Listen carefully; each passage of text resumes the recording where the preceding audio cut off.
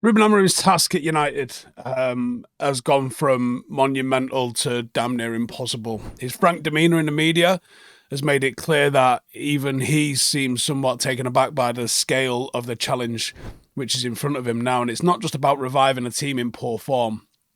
As I've been saying for a while now, I think this team is so far off the standard of what a Manchester United team is about to be. This isn't, oh, we just need the right guy in charge. No, the team needs a complete overhaul.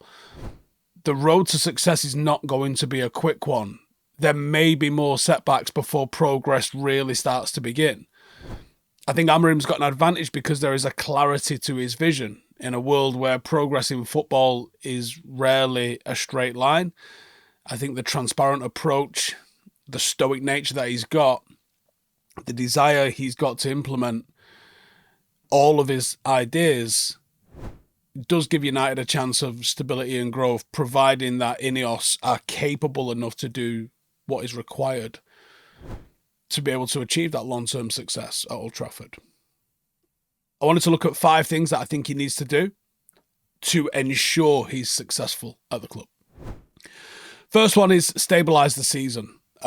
People were talking in the Stretford end this week. What happens if we keep losing? Do you think he'll see is there a chance that he gets fired if this carries on? Personally, I think no. But I think to give himself the certainty that, look, no, if we get relegated, would he go? Shit, maybe. So I think he has to stabilise the season. He has to stop this season teetering on the edge of disaster, and that R word. The club has to, I can't believe I'm saying the club has to stay in the Premier League before any thought of rebuilding. Winning games, regardless of style, have to take priority at some point. You've got to secure the backing of both the fans, the board, and the players. United are reeling after the aftershock of Ten Hag's sacking. The team's morale is fragile on a good day. The first step in stabilisation is identifying the core group of players that he can rely on and trust. Find the best 11, not just for the results, but for assessing which players have got a future in this project. His early team selections suggest that he's been experimenting and he's been given opportunities and he's trying to work out who he can trust, who can do the job that's required. This trial and error phase is kind of necessary, but results are going to have to follow. Otherwise, we will find ourselves in a relegation scrap. A mid-table finish, a possible decent cup run, that might appease people enough. Relegation, or even the threat of relegation, or even the smell of being in a relegation fight can't be allowed to happen. There's got to be enough positive results to keep the project and the confidence in the project alive. Rather than listen up, if you fancy a new football replica shirt as you step into the new year, then this is your chance. You can bag an £80 shirt voucher to redeem for a shirt of your choice. It's as easy as that. And here's the deal. All you got to do is stick a £5 bet on any Premier League game between the 20th of December and the 7th of January using any of the links in the description. And that's it, you're in the draw. Don't miss out. Get your bets in now. The giveaway is open to new and existing Hollywoodbet customers, so just click the link in the description. If you're new to Hollywoodbets, create an account and you can claim one of the fantastic new customer offers, which I'll link below. Remember, you've got to be over 18. You've got to be in the UK to participate. Terms and conditions do apply. Please gamble responsibly. 2, discard the Deadwood. Feels like I've been saying this for 10 years. But one of the most necessary steps is addressing the squad composition. Under Ten Hag, there was a belief that the squad wasn't far off competing at the highest level. There was holes. There was players that were required to be brought in. But now the change in emphasis on the system and the shape means that we feel like we are miles away. There's so many players that are unfit for the tactical demands that Amorim wants. Rashford has dominated the headlines due to his on-field and off-field struggles. He's far from the only one that's out of place here. The squad is littered with players who were bought for a different manager and a different system, and several of them lack the physicality, the intensity, and potentially even the technical ability to play for Ruben Amorim.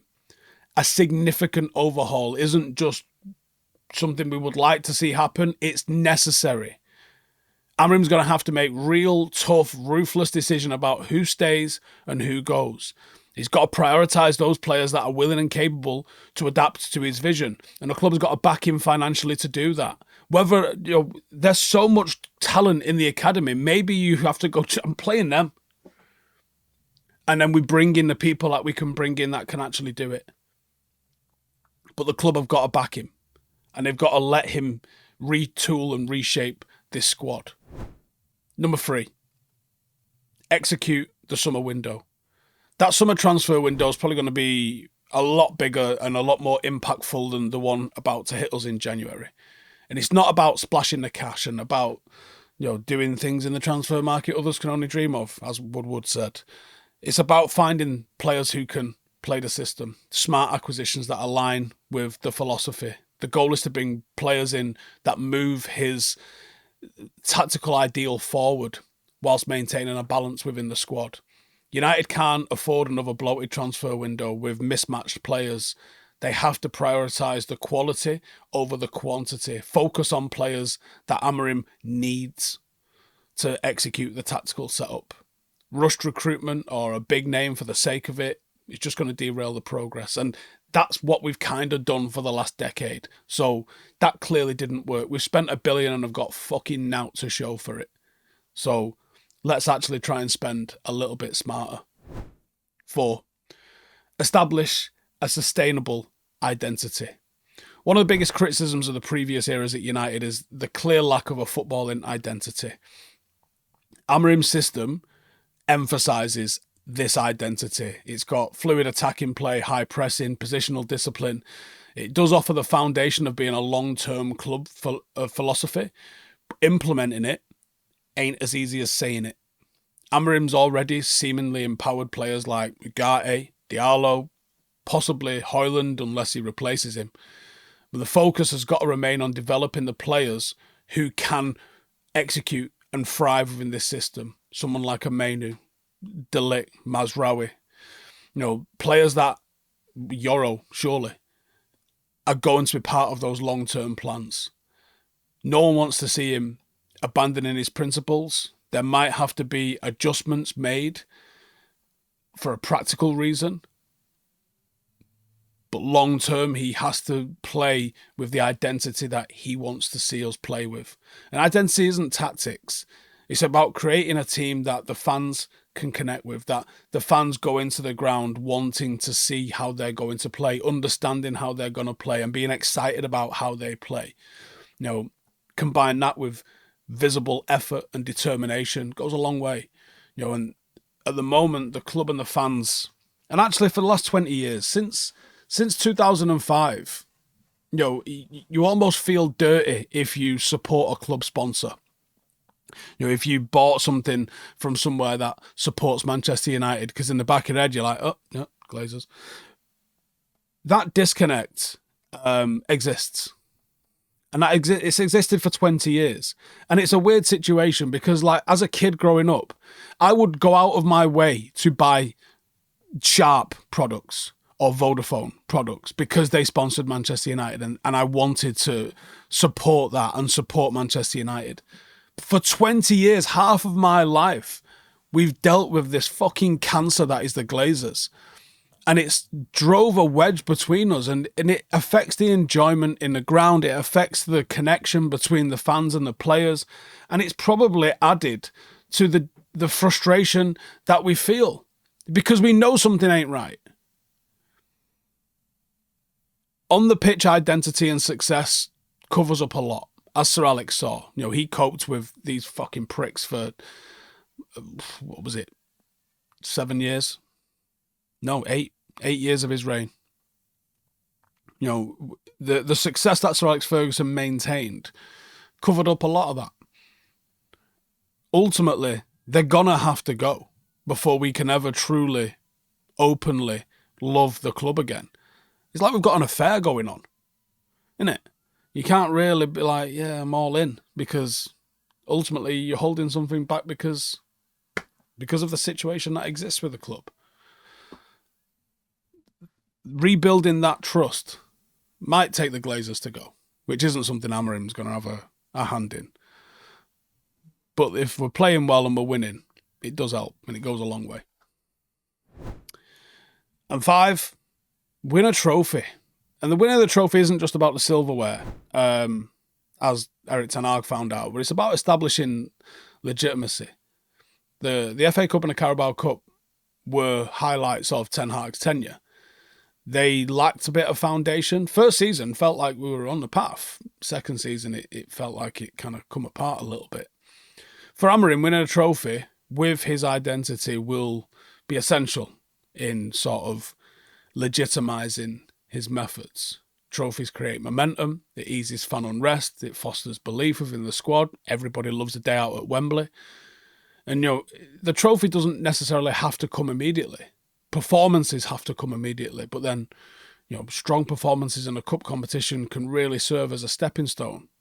Obviously, that was a big part of what, it happened with Sir Matt and Sir Alex. Trophies is what came before league titles. It can signal progress and it can deliver a morale boost, and we need both of those things. And I've got 2 more here, actually, as well. Build on success. So talking about building on success we haven't had feels maybe getting carried away a little bit, but winning one trophy or qualifying for the Champions League in and of itself is not enough. There has to be consistent progress and improvement. And if that means back-to-back Champions League qualification, that's what it means. If that means steady progress in cup competitions, that's what it means. If that means going away to Anfield and the Etihad and putting it on them, that's what it means. Building success requires adding the right players at the right time, about creating a culture, about every step going forward, laying the groundwork for the next one. The key word is sustainability here. United's had a recent history of just disjointed projects that have leapt from one thing to another. We're going to find out how at it Ineos are with how much they back and how much patience they've got with Amorim to see this project through. And we need them to. And then 7, this one feels a bit giddy. Well, we're very much closer to relegation, but mount a title challenge. The ultimate goal of Manchester United is winning the Premier League and the Champions League. And it seems like a very distant prospect considering the current struggles. But it remains the standard for how this club is marked. Achieving that will require patience, precision, luck, some real good judgment, and time. Amorim built a team capable of competing at the highest level whilst navigating the pressures of doing so at a club without the financial muscle of United. But Amorim's going to need to replicate that at a club where the pressure is sky high. Ineos' financial backing might accelerate the progress. I don't know. We're going to have to see how that shakes out. But it's going to have to be done smartly to avoid repeating the mistakes of the past. And success isn't linear. Amorim's going to need time to develop a squad capable of challenging, and he's going to need luck with injuries. And he's going to have to be clear in his vision. He seems like he's very methodical in his approach. That's going to give us a chance. At the moment, I believe he's got the capability of turning us around and doing that. But he requires Ineos to play their part and get him the right tools and not just throw money at the situation. You spend a lot of money on players. You go after the top players and they're very expensive signings.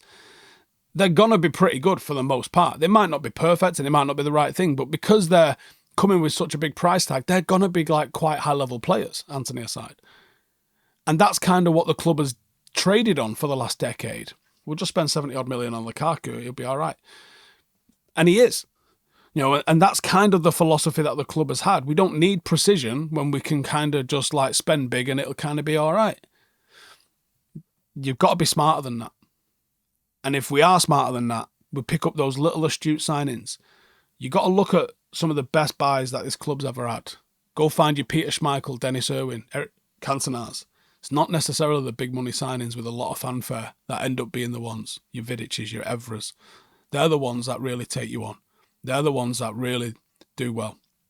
And then you can sprinkle in a little bit of stardust, a Ruud van Nistelrooy, a Wayne Rooney, an Andy Cole, a Dwight York, a Rio Ferdinand. Someone that's going to come in for big cash and take you somewhere. But you've got to find those little astute ones, because that's what the majority of the squad's made up on. Ji-sung Park. Anyway, that's my thoughts. Please let me know yours in the comments below. Take it easy. See you in a bit. Hey, thank you for watching the video. If you are new around these parts, then don't forget to subscribe. My channel is proudly supported by my community on Patreon. If you'd like to get a little bit of extra content, a Discord group, meetups, five-a-side games, weekly podcasts, behind the scenes, and even an occasional bit of transfer news as and when I get it, then for the price of a pint, you can show your appreciation for the content that we make and get some goodies for doing so as well. Check the link in the description or click the button right here. You'll also find all of my socials here too if you want to follow me on any of those platforms. Nice one.